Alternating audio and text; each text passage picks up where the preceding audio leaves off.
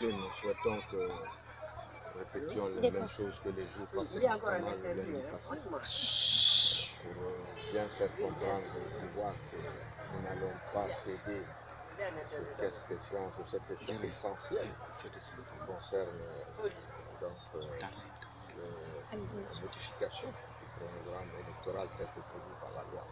Donc je crois que les Guinéens comprennent bien cette démarche. C'est la raison pour laquelle nous continuons à donner des modèles dans ce sens-là. Voilà, la dernière marche, vous avez été confiné, s'il faut le dire comme ça. Aujourd'hui également, la même chose a tendance à se dessiner parce que devant votre domicile, il y a déjà les forces de l'ordre qui sont déployées. Qu'allez-vous faire aujourd'hui pour que votre marche d'aujourd'hui puisse réussir? Premièrement, c'est totalement illégal de venir poster les gendarmes jusque devant ma porte. Je ne suis pas prisonnier, que je sache. La liberté d'aller et de venir est une liberté constitutionnelle. Donc nous avons déjà formulé une plainte par rapport à ça à la justice. En ce qui concerne la marche d'aujourd'hui, ce n'est pas forcément le leader. On a demandé que la population puisse sortir. Je crois que ça, c'est en train de se faire. Au-delà de tout ça, le chef de l'État, professeur Alpha Condé, a invité, n'est-ce pas, le leader Cellou Dalein Diallo à une rencontre demain, je crois. Et quelle appréciation faites-vous de cette invitation du chef de ville de l'opposition? Il n'y a rien du tout. Nous attendons que la rencontre ait lieu et qu'on nous dise ce qui se passe. Le dialogue, c'est un autre niveau, se passe là. Donc nous attendons de voir ce qui va se passer. Êtes-vous optimiste? Non, je ne suis jamais optimiste quand il s'agit du RPG et de Alpha Condé. Jamais. Quelle est votre position sur la communauté internationale face à la crise guinéenne? Pas de position. La communauté internationale est la communauté internationale. Les problèmes sont guinéens et nous souhaitons que cette communauté internationale s'implique pour faire en sorte que nous puissions avoir des résultats probants sur ce que nous demandons et qui, à mon sens, est totalement conforme à la légalité. Je crois que nous faisons tous beaucoup de discours sur ces questions en oubliant le fait que la loi guinéenne a été violée maintes reprises par ce gouvernement. Premièrement, en n'organisant pas les élections à bonne date.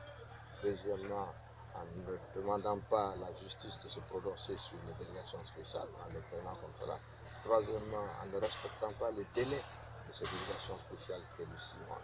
Quatrièmement, en faisant en sorte que les mandats qui sont échus d'après la loi guinéenne doivent être normalement renouvelés.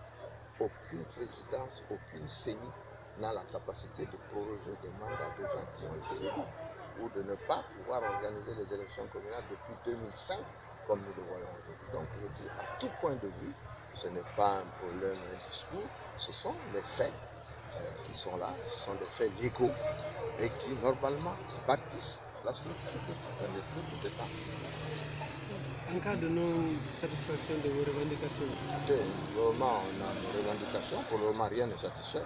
Nous sommes donc dans la logique de continuer les marches, attendant que nous ayons des propositions concrètes et de la communauté internationale et du gouvernement guinéen pour faire en sorte que les élections à venir soient des élections apaisées, mais que ce soit des élections conformes également aux desiderata des électeurs guinéens. Alors, Monsieur le Président, avec l'invitation du président de l'UFDG, le président Condé Domon, il y a beaucoup de langues qui disent que c'est une façon de diviser l'opposition guinéenne. Qu'en dites-vous? Tout ça, je ne vois pas j'en fais pas une affaire. Nous attendons de voir qu'est-ce qui va se dire. J'ai dit, le dialogue a lieu avec l'opposition. Donc nous attendons l'ouverture d'un dialogue si cela est nécessaire, à quelles conditions.